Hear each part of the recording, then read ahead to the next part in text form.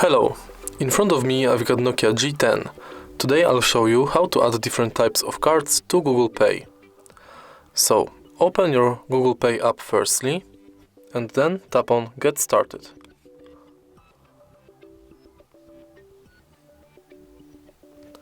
From this screen, tap on Add a card and select between the loyalty, gift card and public transport.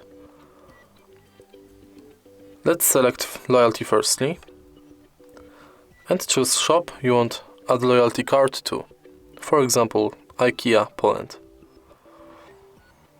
Now scan your card or enter details manually.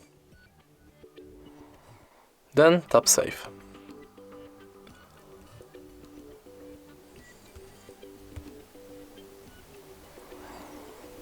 Next one is gift card.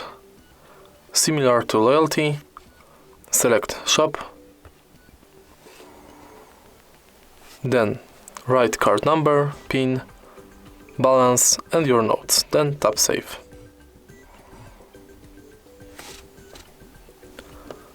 And the last one is public transport. Select public transport you are interested in.